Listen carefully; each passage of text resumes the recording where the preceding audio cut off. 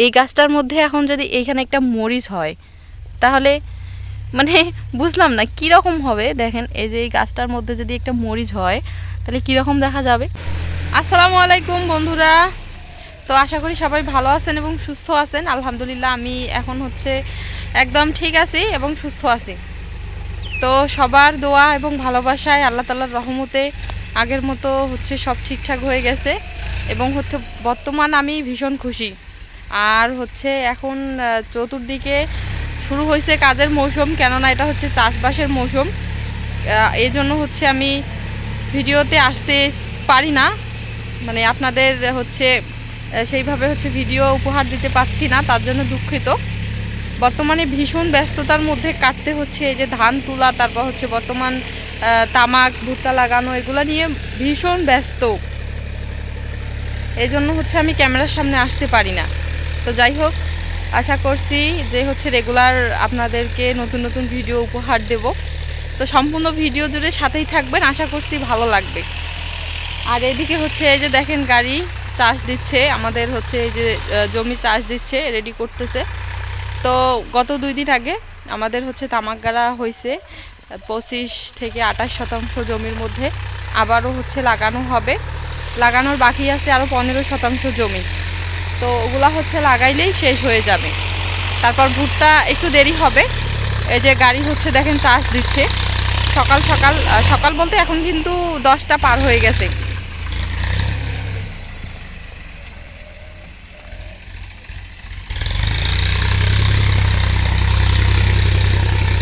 তো বন্ধুরা সম্পূর্ণ ভিডিওটা দেখতেই থাকেন, আশা করি ভালো লাগবে। আর আমি একটু আপনাদেরকে আজকে একটা নতুন বিষয় দেখাবো।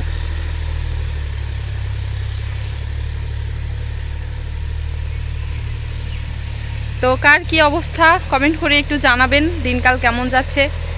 শীত তো চলে আসলো এবং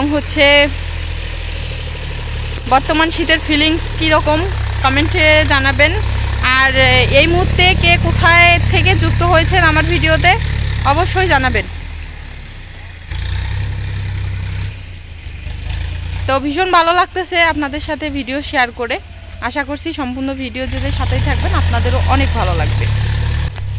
এদিকে পুকুরের পানি তো শেষ হয়ে আসছে, চিন্তায় আছি হাঁসগুলো নিয়ে।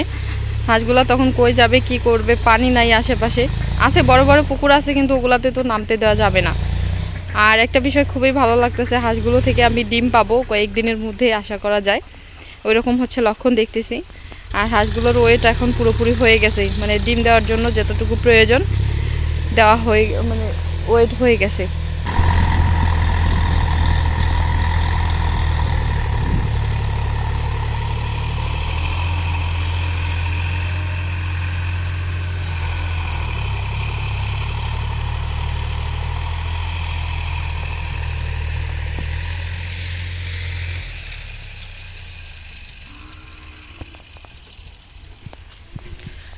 তো এই কয়েকদিনের মধ্যে কিন্তু অনেকগুলো কাজ সম্পূর্ণ হয়ে গেছে।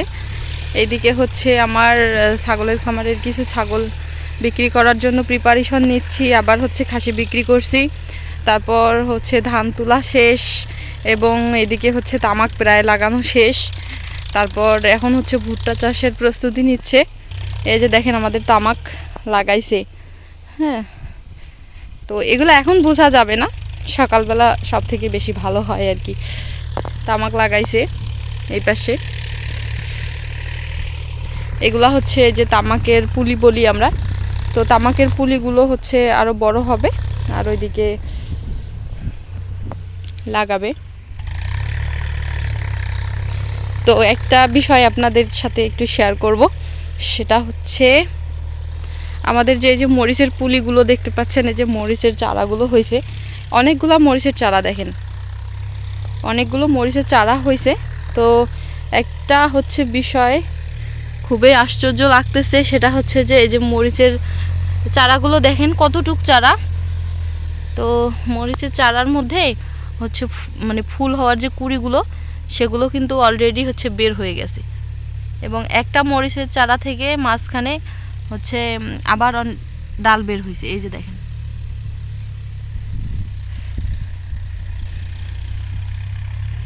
সবগুলো চারার থেকে এরকম আমি দেখতেছি। এই যে কত সুন্দর দেখেন, এই যে হচ্ছে মরিচ ফুল বের হবে, আর 2-1 দিনের মধ্যেই কিন্তু ফুল বের হবে। এই যে দেখেন সবগুলো চারার মধ্যেই কিন্তু এরকমটা আমি দেখতেছি, অনেক সুন্দর লাগতেছে। মানে এইটুক গাছের মধ্যে কীভাবে সম্ভব?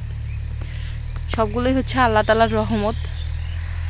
আল্লাহ তাআলার রহমত ছাড়া কিন্তু এগুলো হওয়া সম্ভব না।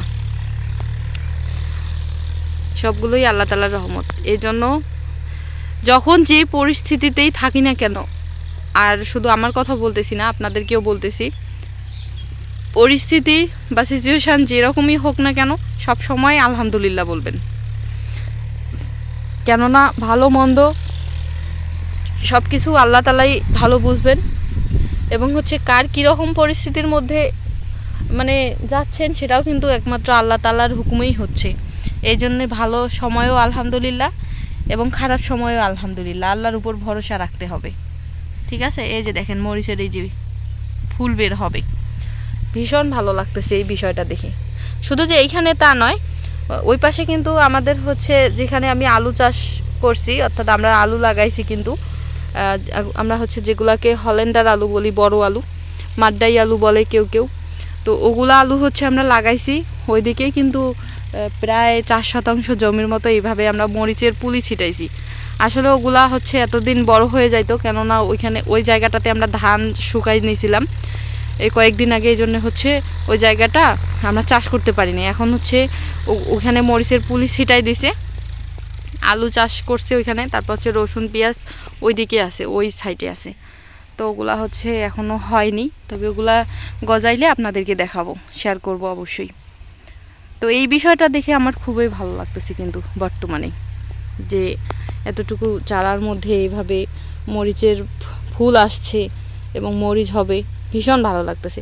আচ্ছা, একটা কথা আপনারা হচ্ছে একটু দেখেন, যে এই যে মরিচের গাছটা, এই যে মরিচের গাছটা, হ্যাঁ, এই গাছটার মধ্যে এখন যদি এইখানে একটা মরিচ হয়, তাহলে মানে বুঝলাম না কীরকম হবে। দেখেন এই যে এই গাছটার মধ্যে যদি একটা মরিচ হয়, তাহলে কীরকম দেখা যাবে? ফুলটা হইলেই তো মরিচটা হবে, তাই না?